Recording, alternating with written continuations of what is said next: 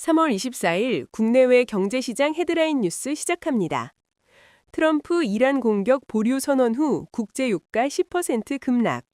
중동발 에너지 쇼크가 글로벌 실물 경제를 강타한 가운데 도널드 트럼프 미국 대통령이 이란과의 협상을 명분으로 5일간의 공습 유예라는 승부수를 던졌다.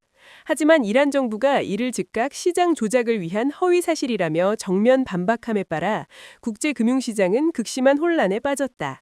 알저지라가 현지 시간 23일 보도한 내용에 따르면 이번 사태는 호르무즈 해협 봉쇄라는 초유의 물류 마비 국면에서 미국과 이란이 벌이는 고도의 심리전으로 풀이된다. 유가 급등에 각국 재택근무, 주 4일제 등 권고. 미국의 이란 공격으로 사상 초유의 석유 공급 차질이 발생한 가운데 한국과 일본 등 아시아 주요 국가들이 미국산 석유와 가스 도입을 원하고 있다는 주장이 나왔다. 미국은 동맹국들에게 안정적인 대체 공급원을 제공하겠다는 구상이다.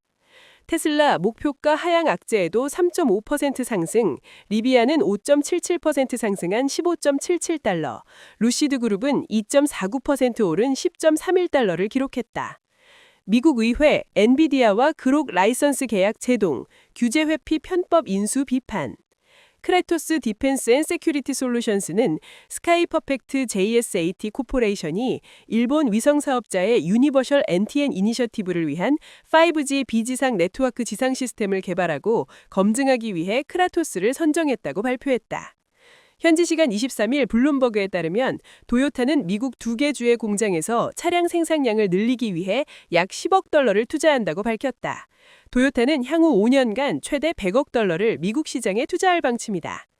세계 최대 자산운용사 블랙록이 전주 사무소를 개소하고 국민연금과 전 자산군을 포괄하는 전략적 제휴를 위한 MOU를 체결했다. 향후 블랙록과 국민연금은 개별 자산군에 한정하지 않고 주식, 채권, 멀티에셋, 대치 투자 등 전 자산군으로 파트너십을 강화한다는 계획이다. 차량 오부제 시행, 공공기관부터 의무 시행하고 민간은 일단 자율에 맡긴다. 중동전쟁 장기화 조짐으로 석유화학 원료인 나프타 공급이 흔들리면서 생활필수 포장재인 식품 포장용기, 비닐봉지 등 생활필수 포장재에 대한 공급 차질 우려가 커지고 있다. 이르면 4월부터 일부 영세 제조업체들은 포장재 생산을 중단할 수 있다는 관측까지 나오면서 자영업체들 사이에 불안감이 확산되는 분위기다. SK하이닉스 ASML과 12조 원 EUV 장비 구매 계약 체결. 삼성 SDI가 국내 소재 기업인 LNF와 손잡고 배터리 핵심 소재의 탈중국화를 발판 삼아 북미 에너지 저장 장치 시장 공략에 속도를 낸다. 삼성 SDI는 24일 LNF와 1조 6천억 원 규모의 리튬 인산철 배터리용 양극재 중장기 공급 계약을 체결했다.